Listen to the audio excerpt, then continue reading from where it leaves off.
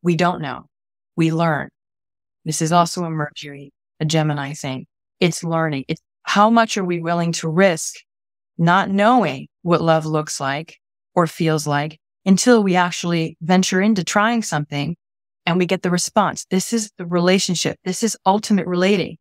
We try something, we get the feedback.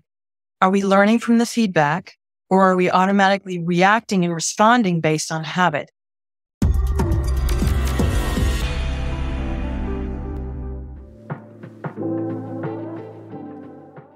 This podcast episode is brought to you by Astrologer Connect, your premier source for quality astrology readings. Hey there, astrology lover. Thank you so much for joining us. We've got an awesome weekly weather episode coming your way. But before we do that, I just have one quick announcement. Today is the first day of Instant Insights Week. You can think of this like personalized astrological office hours or your own personal astrologer on speed dial. We have a fully staffed crew for you, and astrologers like Gemini Brett, Clarissa Dolphin, Cameron Allen, and more. They're standing by and ready to take your questions. And now through June 25th, you can get the first 5 minutes free, which is definitely enough to get a quick question answered or at least make some great headway towards your answers. You may not realize all the very specific ways that astrologers can help you navigate daily life. I know I didn't. So let me just give you a few examples of great questions you can run by your astrologer. What's the best day to have a difficult conversation to make sure it goes smoothly? Is this the right house to put an offer on? Or is there something better out there? I had a perfect date last night. Is this the one? Why am I running into so much conflict today? Should I get started on this new business now, or would it be better to wait? My partner just broke up with me. Can I salvage the relationship? And should I even try? Or, oh my goodness, I am so late. Where are my keys? Believe it or not, astrology can be super insightful with these most practical questions. But don't just take my word for it. Give it a spin yourself. Consider a few questions you'd love some guidance on. Take advantage of your free 5 minutes and hit up your favorite astrologer for some insight. Go to astrologyhub.com/connect, scroll down to the astrologer profiles, see who has the green online now button highlighted, and initiate a video or audio call, or you can chat if you prefer that method. Quickly, conveniently, and affordably. Go to astrologyhub.com/connect and get the insights you're looking for today. And now on to our weekly weather. Well, hello, everybody, and welcome to your weekly astrological weather. I am so happy that you've decided to join us so that you can get insights into the cosmic energies this week. You can work with them the most effectively, the most productively, and that you can tune into that bigger picture perspective of what's happening and use that information to really align your actions and your steps throughout the week. I'm very excited to have Andrea Michelle Kennedy back here on the weekly weather to help be our guidess as we go through the different days of the week and the different energies. Let's talk about the big picture theme for this week. What would you say is the overarching theme? It is alchemizing relationships. We have the Cancer Solstice in the middle of the week, which I'm going to get to, but that's huge. Now, I'm not saying summer solstice or winter solstice, obviously, because we have folks in different hemispheres, but it's the Cancer Solstice, and it's huge. It's big. I mean, it's always big, but this year particularly, it feels really poignant. And because we have started off on Saturday with this new moon on the 17th of June, we are entering this week still in the very, very beginning of this new lunation. And it's starting at 27 degrees of Gemini. And with Mercury being it's at 27 degrees of Gemini with the wisdom sentience, I call her, of Juno. Juno is a multivalent archetype, but one of the things that she primarily represents is relationships, contracts. She can also be projections. She can be the way that we make ourselves better or less than someone, especially where we give our authority away to people that we consider authorities over us. So Mercury, being the ruler of this lunation, is very, very strong in its own sign, Gemini. So there's this whole theme of alchemizing relationships, in addition to what I will share in relationship to the solstice coming up. This is also starting off this lunation with Mercury in a square to Pisces, also in its own sign. So we can be challenged to pay close attention to how our minds can trick us or seduce us into believing things or hearing things the way we want them to be, not necessarily what's real. So this is a good week to get really clear and clean in ourselves about how we're approaching relationships so that we can get to a different layer and level of relating. And it starts always within, and being honest with ourselves around where we are not being true to what is actually arising in our experience when we're in a relationship with someone, and where we are just defaulting to habit. When you say alchemizing relationships, is that essentially what you're talking about? Is that level of awareness of maybe some habitual patterns that we fall into in our relationships, which I think most people could probably identify some patterns that they have in a relationship, right? The being aware of what that is, and then what? Like, how do we actually alchemize that and start to shift it? The only place that alchemy really happens is in the heart. It's literally where everything is balanced. Light and dark, good and bad, right and wrong it's a whole new octave of experiencing ourselves when we can really make the focus. And there's a lot of Leo energy in this week, which we're going to get to as well. Focusing on the heart, focusing on love as the agent of alchemy. The heart is where it takes place. It is love and self-honesty that is the catalyst for the alchemy to happen. Can you give us some prompts, questions we could ask ourselves, self-inquiry, ideas to, sometimes I'll just speak for myself. It can be challenging to know what is love versus what is accommodating or obligation, or, because love doesn't always look the same way. And we definitely have a perception of love in our culture that it's always sweet and nice and kind and feeling good. Yeah. Right. Right on. So how do we identify? So let's say we identify a pattern in ourselves. Let's say we're always overgiving and overcommitting. And we think that that's loving because the person needs us, or, that someone or something needs our attention. How do we get clear on whether or not that is coming from a place of love or not? Right. The short answer to that very, very potent question is we don't know. We learn. This is also a Mercury, a Gemini thing. It's learning. It's how much are we willing to risk not knowing what love looks like or feels like until we actually venture into trying something and we get the response. This is the relationship. This is ultimate relating. We try something, we get the feedback. Are we learning from the feedback, or are we automatically reacting and responding based on habit? And the more we can practice in our own life, in our own inner practice, if we have one, of where I am in relationship to what's arising in my experience, that's the beginning of relating. Just this, it starts with awareness, and then it opens the door to allowing. It opens the door to curiosity, but not just curiosity from the mind, but letting the body speak to us, letting the body also inform us what love is. And to have this open-ended question and not need to know an answer is really inviting love to show up. I love that. That's great. So being with the question, what is love? What would love look like in this scenario with this person at this moment of time? It could be in any moment of time, right? Yes, exactly. But if we walk with that question, then we will get the answers in the moment in the way that we need them. Yes. And they won't always look pretty, but that's okay. If we're willing to learn, if we're willing to be open, to keep an open heart around it and not punish ourselves, not make ourselves wrong it's just, that's what we open to the vulnerability of, I'm really learning. That's what learning ultimately is for me as a human being. Being willing to make mistakes. Yeah. Yes. And that's loving ourselves. Yes. Yes. And not berate ourselves and be hard on ourselves when we do make mistakes. Knowing that it's part of the process of learning, like you said.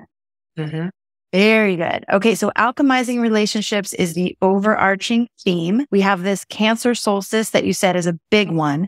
Can you tell us why it's a big one? Yes, I'm happy to. So Juno will still be with the sun at the very beginning of her new cycle at 0 degrees of Cancer. She's either at 29 degrees of Gemini or I think she's very, very close. Ceres is going to be at 0 Libra. This is going to be the third time that she's in relationship with the sun at a major solstice or equinox point at 0 or 1 degree Libra. So the feminine is getting her solar initiation in preparation for this Venus in Leo cycle that's coming up. Now, again, this is the feminine, which exists in both male, female, all genders. The masculine and feminine principles are part of the two principles of the evolutionary engine of life. It's beyond gender. So the feminine is really getting a solar infusion. And this, I looked at this in the chart and I couldn't believe what I saw. Venus will be at 14 degrees of Leo and change, which is the midpoint of Ceres and Juno and the sun. So Venus in Leo is literally the alchemical resolution of this tense aspect of the square of the goddess of heaven, Juno, the principal goddess of heaven, and then the goddess of the underworld, Ceres. And where are they resolved? In our hearts, in love, Venus in Leo, literally. So Venus at the midpoint here is really teaching us the most important relationship of all is the one with our human body, our human heart, which is the center, which is what brings us into relationship with the above and the below. I've also been bringing up the idea for a while of, I'm intrigued by the fact that even though for me, the way I work with Venus, she is the emblem of the feminine principle itself in our charts, that all the asteroid goddesses are facets of the feminine that are different expressions of her. So it intrigues me that the asteroid goddesses, which are beyond Mars, they can have aspects to the sun that Venus can't. In other words, Venus can only get to 48 degrees maximum elongation from the sun, maybe sometimes 49. Whereas these other asteroid goddesses can have squares, oppositions, whatnot. So for me, I don't even know, can't even begin to say or speak to what this whole configuration on the solstice means.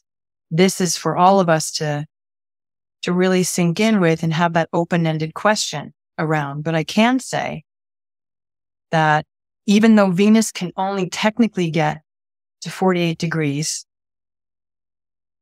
is that a limitation? We are limited in our human life by form, by the body, but we are not bound by it. And to me, this is one of the real special treats of this whole configuration is where can we receive in our hearts these codes, whatever they are, around the blessings of working with limitation so that we can become identified with and understand and experience ourselves as also not bound by them. So the fact that Venus can only go so far, there are aspects of her nature that can go beyond that, highlighted in this case by Juno and Ceres on either end. So this is also going to be Venus close to her maximum elongation, almost at her maximum brightness. But this is Venus in all her glory when this is happening.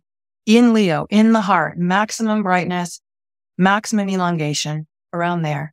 This is a really, really potent infusion of a whole new octave of feminine and an infusion of love and not knowing what love is, being curious. Again, this lunation is ruled by Mercury, being open-ended to being curious around what love looks like, what it feels like, what it actually is at its core. So we can also open our heart, body, mind to the union of individual desire with social purpose. because this is a solstice point. The sun, everything is always in relationship with the sun. We don't always, and in some part of its cycle. But whenever we really honor a planet, not just on its own merit, but in its relationship with the sun, we are honoring the dharmic purpose, which is basically what our gifts, indicated by sign, house, and aspect of the planet in question, are meant to do or be, how we are meant to use them in service to the collective, the sun. Okay, I have so many questions. Okay, it's brilliant. And as you were speaking, I was actually drawing it because it felt really visual to me that we have Juno representing the heavens, Ceres representing the underworld, and Venus and Leo right in the middle, helping us to anchor this love and anchor this, both the heavens and the underworld, or like you said, the individual desire with social purpose, all these things that sometimes can feel polarized from each other.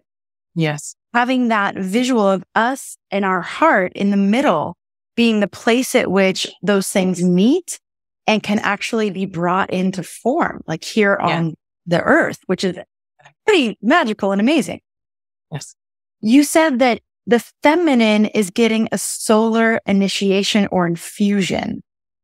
What does that mean? I wish I could tell you. It's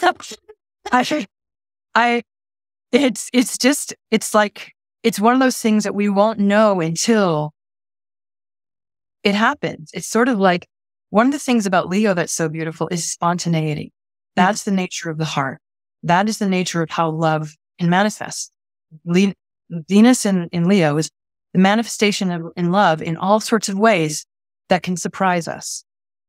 This is why thinking we know how relationship works, how we identify love and what love is not, what it is, what it's not, the more we can let that go and just be open and available in our bodies, situated in our bodies to receive. We are so unaccustomed to receiving.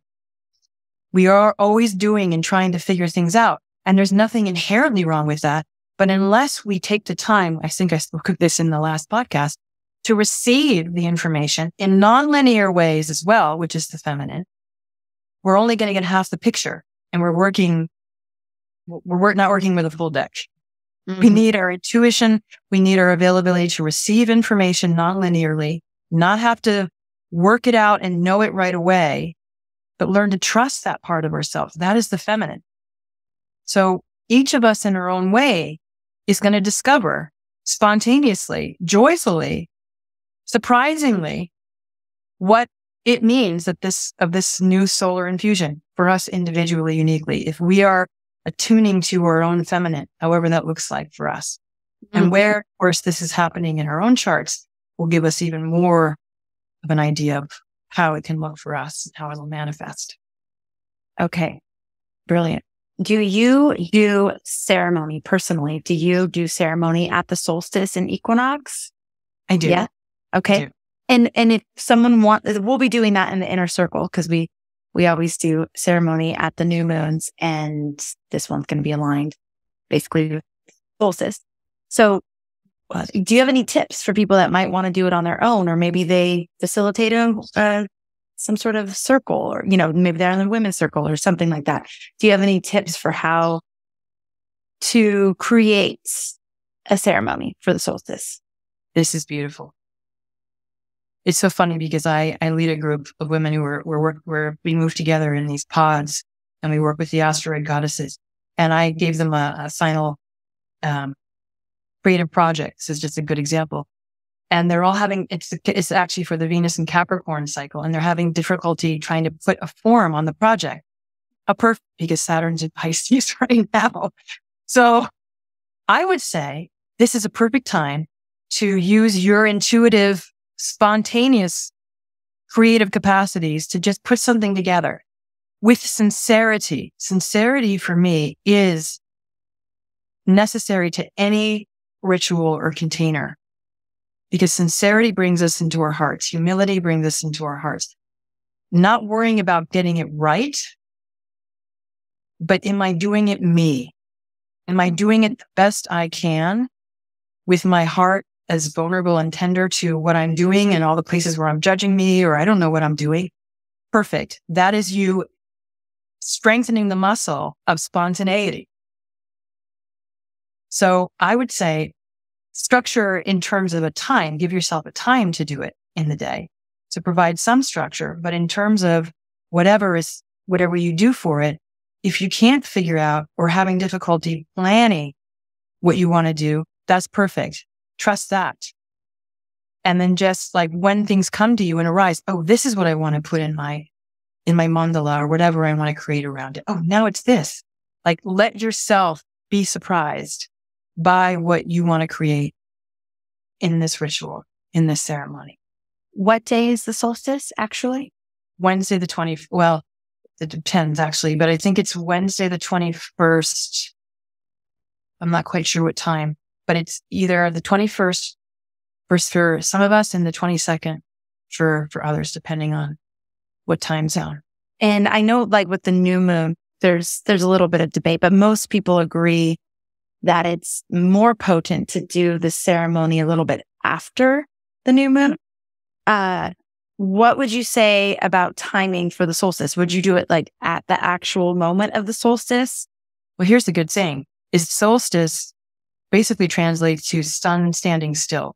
Right. So it's technically the sun is at that degree, the 0 degree mark for approximately 3 days. So any time within that window, you can do it. And you can do it multiple times. You can do it once each day, the day before the precise alignment or the day. Well, yeah, I mean, as much as it is in your desire to do so, it's more the desire and the sincerity that speaks to whether or not it's appropriate. It's how fully we show up for what we're doing that speaks to how effective it is, in my experience. So if you're inclined to do it the day before in anticipation, great. And if you want to do it again the day of, perfect. You want to do it the day after the exact 0 to 0 degree, perfect. Like 0 degrees, 0 arc minutes. I say just go for it. Just whatever you feel to. Carte blanche. I know there's no one way to do this. Right. And given the energies of this solstice's astrological, like particular astrological configuration. Yes. If people are like, well, why would you even do a ceremony? What's the point? Like, what are you doing with it? Great. Could be some ideas of like the intention of the ceremony itself, given the current themes. I love it. Energy. Ceremony in and of itself is to bring the sacred into the mundane. That is, in essence, the purpose of any kind of ritual or ceremony is to honor the sacred in the mundane and the mundane as an expression of the sacred, not separate from it. And so with Venus there at the center point, it's honoring our bodies as the perfect container and vessel to hold all of our shadow that scares us, that holds both the things that we don't like about ourselves, but also our gold, and also our elevated higher aspects of ourselves, our spirit. Like all of that can be held within the human body, within the human heart, in right proportion to what I'm available for now. That's the self-honesty piece. That's the self-accuracy piece. We're speaking a lot in kind of around Virgo terms, and the moon moves into Virgo a little bit later on in the week. But this is Virgo is the fullness of our participation in life. How full am I in that Leo energy to really, really bring it down to earth? So where can I make your body a central part somehow? Whether you want to light a fire, give yourself a warm bath, whatever it might be, something that honors your body as the perfection of the vessel that it is here on earth. Wow. Okay. I think I have thoroughly exhausted all of the questions from your opening statement. Can we go into the days now? I know we've started already diving into the days, but let's walk through Monday through Sunday. Perfect. So Monday, Jupiter sextiles Saturn retrograde. Saturn also turned retrograde the day of the new moon, right? So Saturn is still very, very slow and at a standstill. So Saturn is basically punctuating whatever degree and whatever house it's making for you. With Jupiter in sextile, this is an aspect of forming relationship, the sextile aspect. And with the theme of this lunation being all around highlighting the ways we relate, this easeful Jupiter-Saturn dynamic could be asking us to stop and take stock of our relationships, taking some time to receive the joys and blessings of the relationships that we have, especially the ones that are supportive and nurturing and that keep us grounded in reality. The long-term friendships, especially, or the ones that, again, help to remind us of the blessing that we have in our life. So then we have the 20th, Tuesday.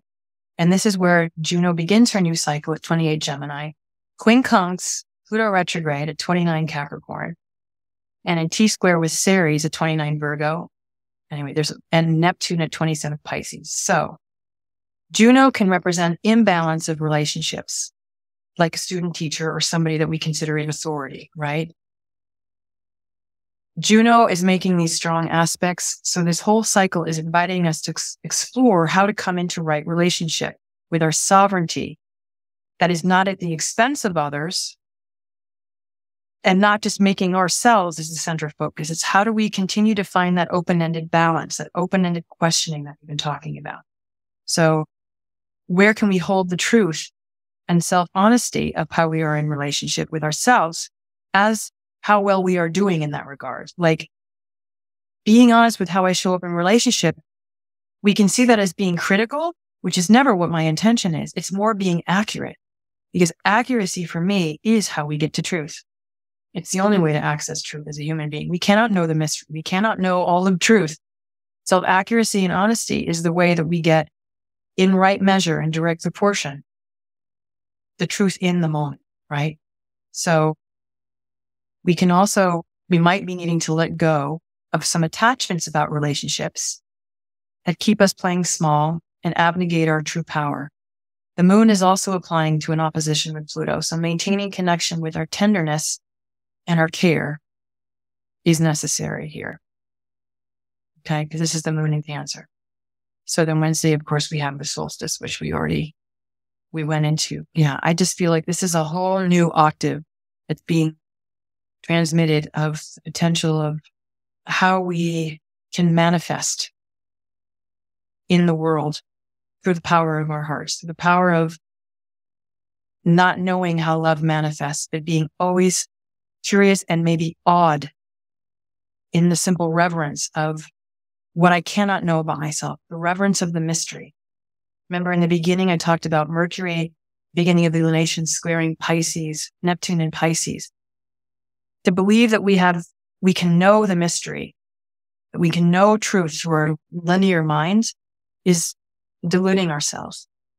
We can't. So to be in awe and humbled drops us into our hearts, which is where our power lies. The power to be spontaneous, to be the creative embodiments of love that we actually are made to be.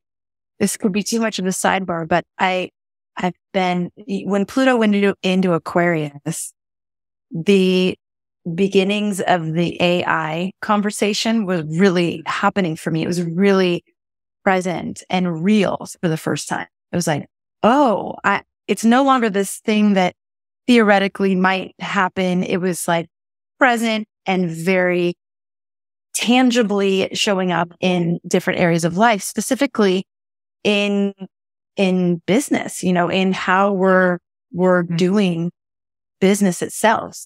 And I just keep coming back to the heart as the thing that AI or any robot, theoretically, maybe there'll be a robot with a heart. I have no idea. But in the moment, what we continue to bring to the equation is that heart and the connection to a creative source that is unknowable, it exists in the mystery. So it's more of like a reflective contemplation. Yes. And because it comes back to the thing that came up in the 2020 forecast event, I will never forget the emphasis on the theme at the time of stay human. Like, whatever's coming, whatever's happening, through all of it, make sure you stay human, stay connected to your humanity. And I remember that coming up and just going, like, what does that mean? You know, why do we even really need to be aware of that? And what does it mean to be human versus something else?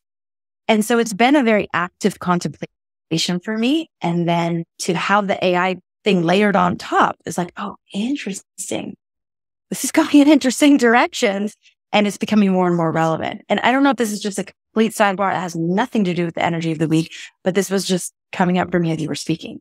No, you're tapping into, because Pluto is still squaring the nodes, which are still, they're now at the very end of Taurus. Well, the end being the early degrees of Taurus and Scorpio. So literally, it's like what you're saying is so spot on. Where are we abnegating our own creativity as human beings, giving it over to something that's cool and neat and, new, but is really because we are somehow subliminally not connected or don't believe that we are creators ourselves. Right. It's not vilifying AI, but where is the substitute for our own creative power? And sometimes to get back to our own creative power, we have to go through the loss of discovering, wow, I have lost my way to my own creative power. No fault. This is another thing about the potency of Ceres. She's the only one of the Olympian gods that became human for a time. So it's perfect that you brought that in. She suffered as a human being. That's how she could relate with humanity. That's why in her generosity of her loss, she went through in a messy way her anger, her rage, her grief at the loss of her attachment to the way things should be. And when she finally came out the other end, you know what it sponsored in her? A deep generosity. She developed the Eleusinian mysteries, the rites of how to die before you die, to die to our attachment so that we can be reborn in our truth, in the love and the light of our hearts that we are. Everything you're totally. Ceres, how can we stay human? It's perfect, Amanda. Absolutely. Yes. It does come back to that value question. Value do we have as humans? Like, what is uniquely human about the value that we can contribute? And I mean, I think there's so much, and each person can answer that question for themselves, but that connection to the heart and that connection to the creative source. Yes. Seems like where it's at. So cultivating that within ourselves, because I know that for some people, they actually feel disconnected from their heart. Maybe they have a lot of, walls around their heart because they've been hurt or, whatever. They came into this lifetime with that. And so really finding ways into the heart and finding ways into our creative capacities is it seems really potent right now on the precipice of this massive change, which we know just from the astrology. When Pluto moves into Aquarius, like, it's going to be game on with this technology, these huge, fast, quick, sweeping shifts. And like you said, not to vilify it, not to be afraid of it and put it all in some category of like wrong or bad, but also, where do we not want to compromise? I think is important to also keep in mind. Yeah, totally.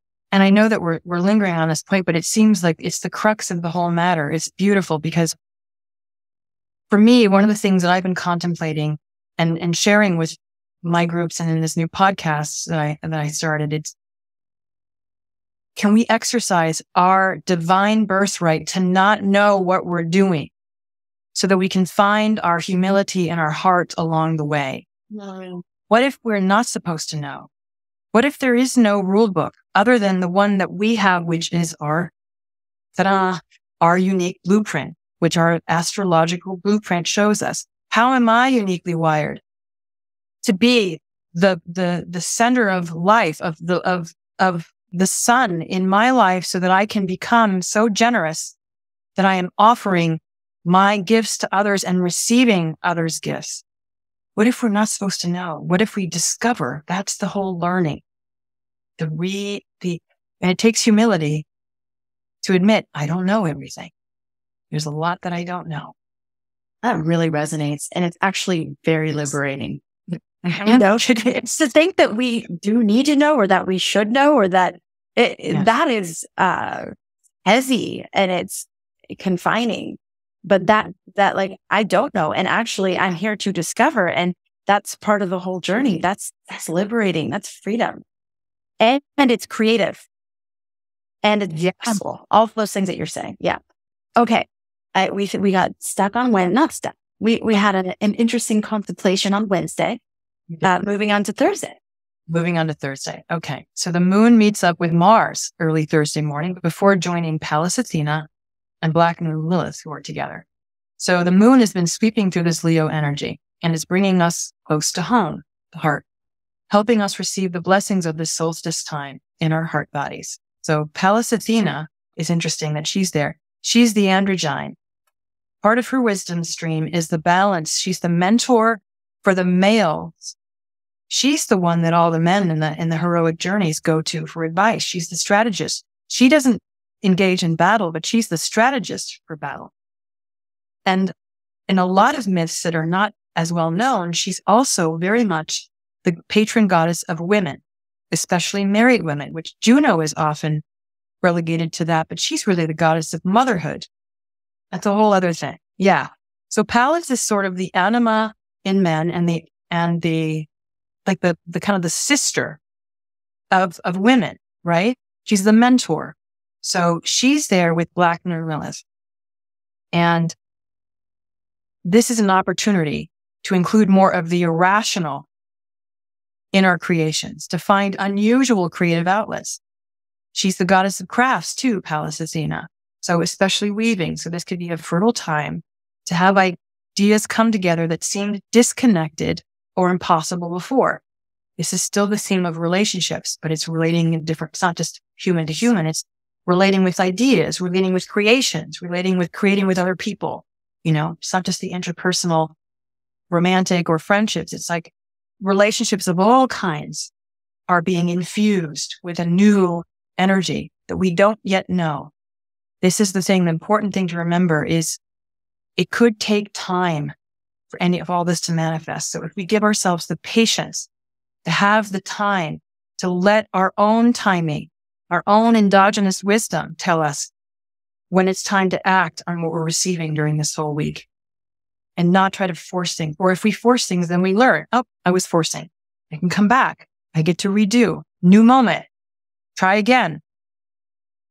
There's no demerits.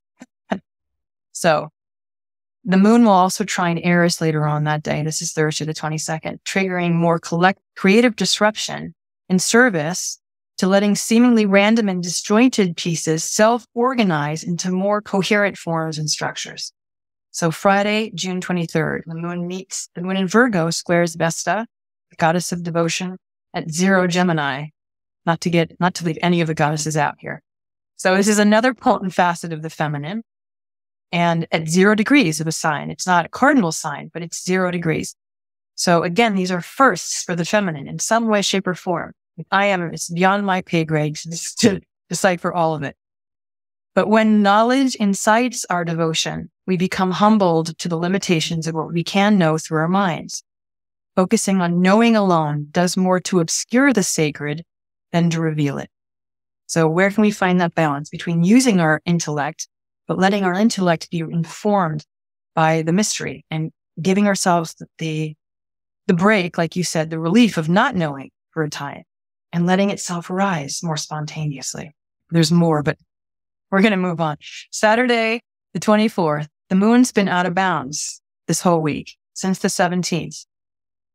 And through the 21st. So now Mercury is going out of bounds on Saturday, the 24th, and remains out of bounds through July 8th. Now, out of bounds planets can be unpredictable. They're outside the bounds of how they normally operate. Pluto retrograde is squaring the nodes and remains the deep undercurrent to all of our astrology for some time. So Mercury out of bounds, sextiling another deep outlier, Eris, no stranger to unpredictability, can facilitate the release of any unconscious tension that Pluto retrograde is stirring up in the background. So with Moon moving through Virgo, this can display as a heightened tracking of what's wrong or policing ourselves and others and not holding back and speaking out. But it can also allow us to see beyond the obvious and communicate or listen more openly, more deeply, more pointedly, and with a broader perspective than usual. So then Sunday, the final day, June 25th, the Virgo moon opposes Neptune, trines Pluto, and enters Libra, where it meets up with Ceres at 1 degree of Libra. So we're spiraling back, which is the perfect example of the spiral as the emblem of linear and nonlinear, the marriage of both, right?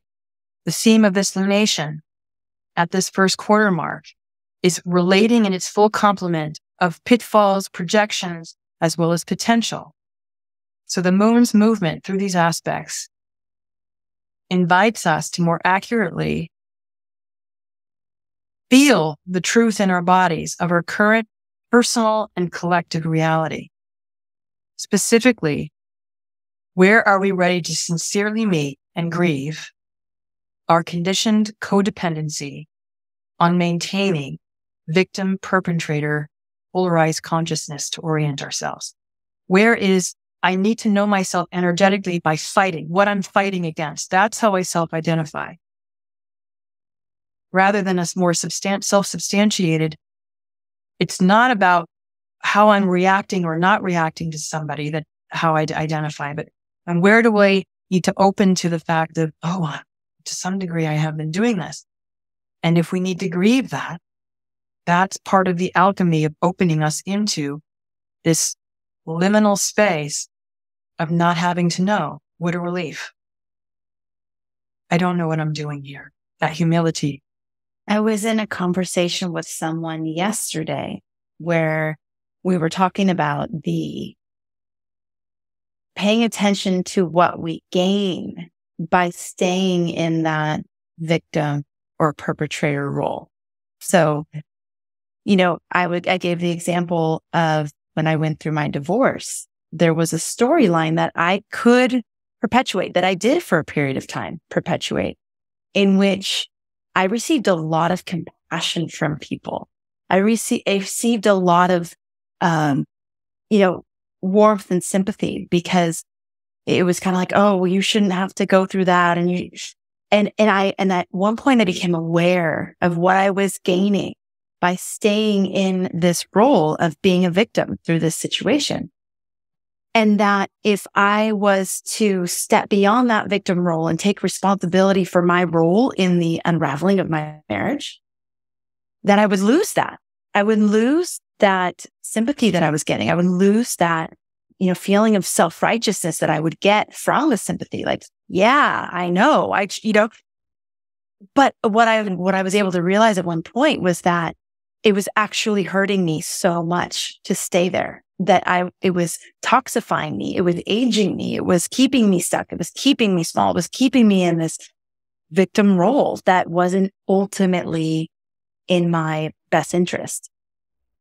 So it was that moment is like, oh my gosh, I'm getting a lot from playing this card. And am I ready to let that card go and step into a very unknown place where I no longer will be receiving what feels comforting? Mm-hmm. And so at one point I did just make that decision to be like, okay, I'm actually not going to perpetuate that story anymore. And I'm really going to spend some time like seeing where I contributed to this. And that ultimately was the most empowering thing to do by far. Absolutely. That is taking ownership of one's own sovereignty. Absolutely. I am not beholden to what you're doing or not doing, or giving me or not giving me to validate myself. Right. Absolutely.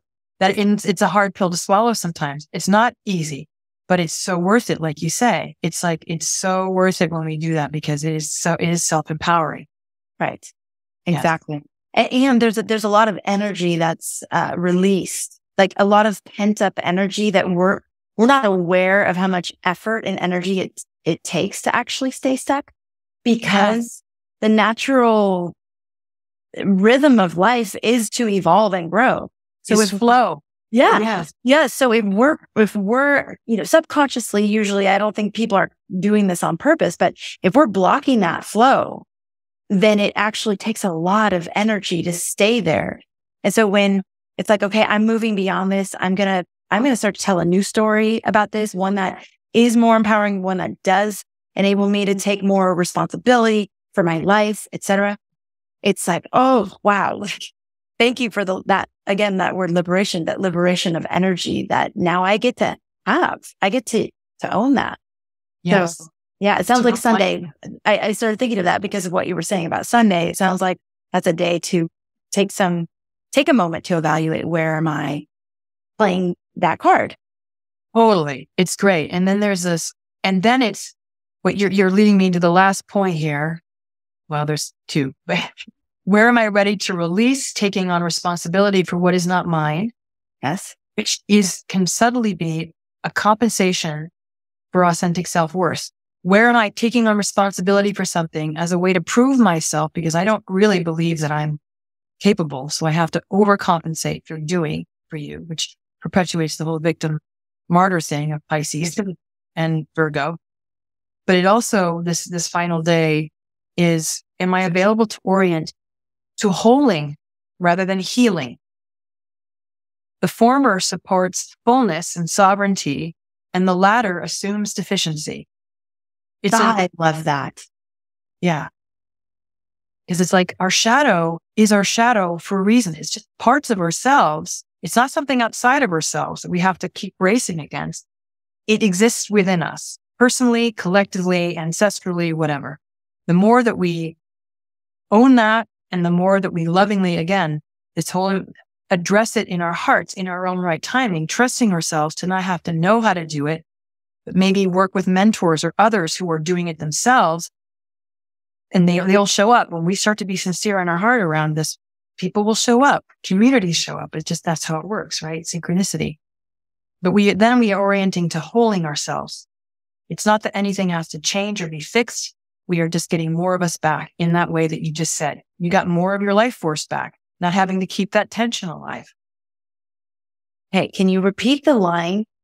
Commit to holding ourselves, WHOLING, versus healing ourselves. Yes.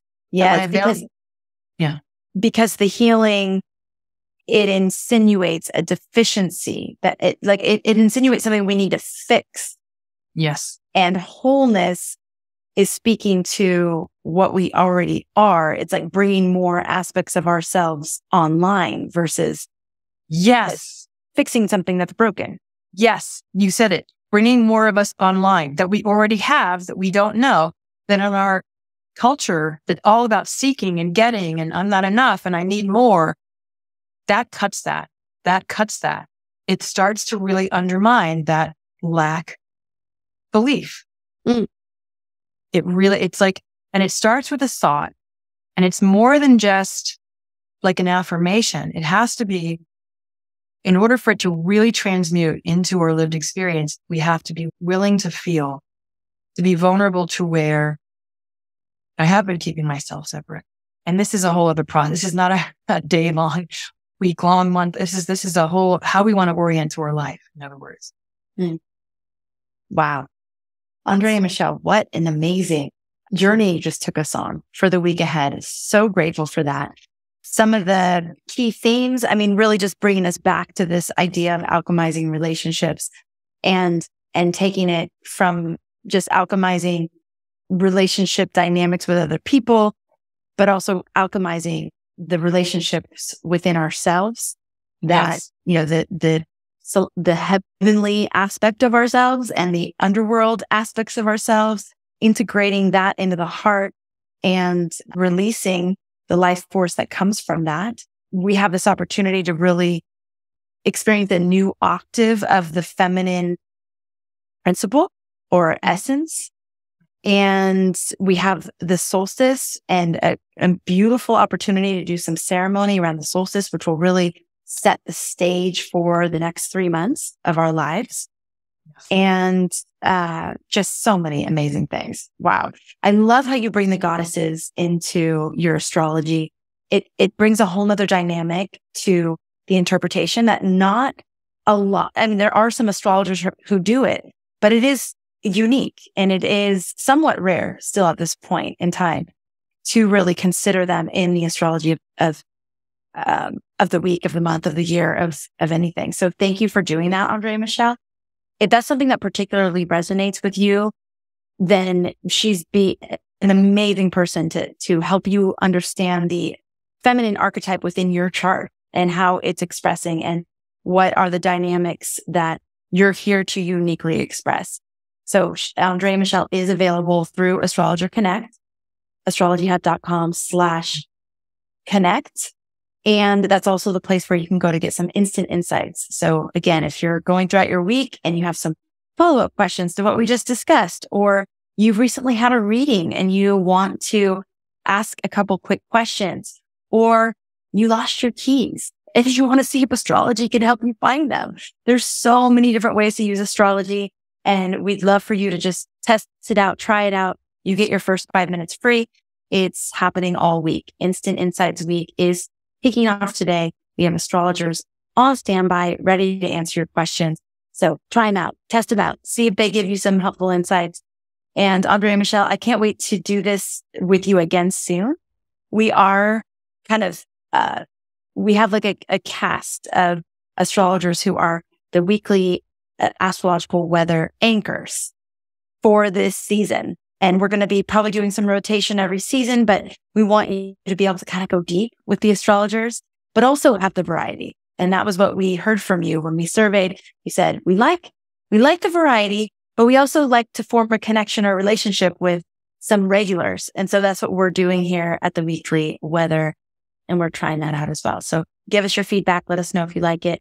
And thank you for being a part of our community. Thank you for making astrology a part of your life. We're so grateful that you're here. And Andrea Michelle, thank you for all of your wisdom and guidance for this week. So grateful.